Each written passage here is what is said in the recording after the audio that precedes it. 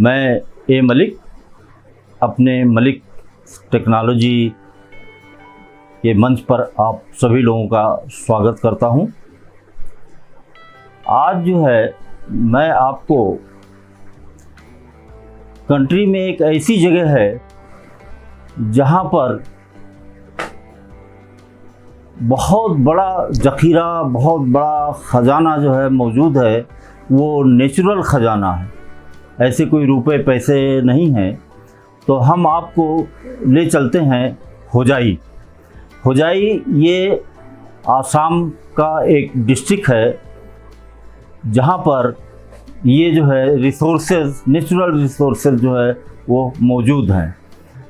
हम आपको कोई एंसेंट टेम्पल्स, मंदिर, मस्जिद, गुरुद्वारा की बात नहीं करेंगे। हम एक कमर्शियल चीज़ों के बारे में आपको बताएंगे। ये कमर्शियल चीज़ जो है वो अगार-उड है। हो सकता है आप लोग जानते हो, अगर ना जानते होंगे तो आप हमारे साथ इस जर्नी में जुड़े रहिए और मैं होजाई में ये ख़जाना कहाँ पे है, कैसे होता है, ये इसकी जानकारी मैं आपको दूंगा। आप सुन करके चकित रह जाएंगे कि वाकई में हमारे कंट्री में ये चीज़ मौजूद है और हम नहीं जानते हैं, हम इससे परिचित नहीं हैं। तो आइए चलते हैं होजाई।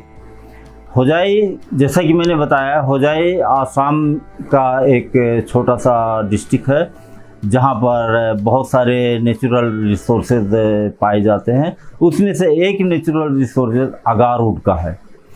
ये पौधा अगार-उड जो है वो सीडर फैमिली का पौधा है। जैसे सीडर वुड होते हैं, उसी फैमिली का ये पौधा है। ये पौधा बड़ा होता है, 4-5 इयर्स का हो जाता है तो इसमें फंगल का इन्फेक्शन हो जाता है। जब फंगल का इन्फेक्शन होता है तब इसकी लकड़ी में एक तरह से रेजिन डेवलप होती है, ब्लैक रेजिन डेवलप होती है और वही रेजिन जो है उसको डिस्टिल करते हैं तो अगार-उड ऑयल निकलता है, जिसको हम ऊद कहते हैं, ऊद ऑयल या ऊद कहते हैं। डिस्टिल करने के लिए जो है भपका सिस्टम लगाया जाता है, उसको हम बाद में टेकअप करेंगे। लेकिन उससे पहले मैं ये बताना चाहता हूँ कि ये अगार-उड जो होता है ये एक लम्स पौधा होता है, उसको काट करके छोटे छोटे टुकड़े बनाए जाते हैं। फिर उन टुकड़ों को छील करके, कुछ छोटे से टूल्स होते हैं जो पीछे आप वीडियो में देख सकते हैं, उनसे छील करके ये जो है जो कोर का पोर्शन होता है, जो ब्लैक पोर्शन होता है, उसको निकाला जाता है। और जब ब्लैक पोर्शन को सेपरेट कर लिया जाता है तो उसकी वैल्यू बहुत ज़्यादा होती है। इवन जो जितना ही ब्लैक होगा उसका उतना ही ज़्यादा वैल्यू होगी। ब्लैक होने का मतलब उसमें रेजिन की क्वांटिटी बहुत ज़्यादा होती है। 1 किलो का रेट जो है होजाई में मैंने देखा, 1 किलो का रेट जो है 1 लाख से लेकर के 5 लाख रुपए किलो तक का है। इसको फिर ग्रेडिंग भी करते हैं, कई तरह से ग्रेडिंग करते हैं, वो हम आपको बाद में बताएंगे कि कैसे कैसे इसको ग्रेडिंग करते हैं और ग्रेडिंग के बाद उसको बेचा जाता है। लेकिन मिनिमम जो है प्राइसेस की जो है 30-35 हज़ार से कम का कोई भी आपका अगार-उड नहीं मिलता है, कोई भी पोर्शन नहीं मिलता है।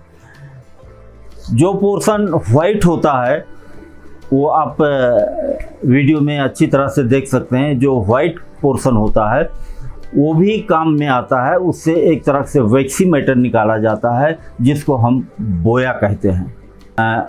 अभी मैंने बताया कि ये अगार-उड का पौधा, जिसको एक्युलेरिया कहते हैं साइंस में, ये काफ़ी महंगा होता है। इसकी लकड़ी काफ़ी महंगी होती है, चाहे वो ब्लैक पोर्शन हो या वाइट पोर्शन हो, दोनों की काफ़ी वैल्यू होती है। ब्लैक पोर्शन में तरह तरह के जो है उसको सेग्रीगेट करके, सेपरेट करके तरह तरह का जो है वो उसमें से जो है प्रोडक्ट निकालते हैं।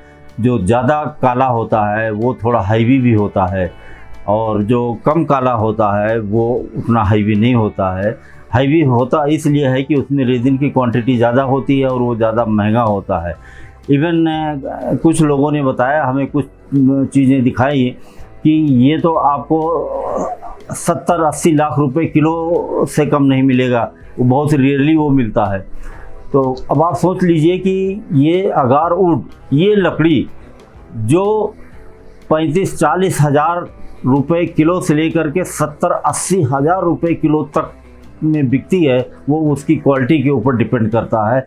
इतना कॉस्टली लकड़ी कहीं वर्ल्ड में नहीं पाई जाती है। ये अगार वुड ही की लकड़ी है जो इतना महंगा होता है, ये कॉस्टलीस्ट वुड है।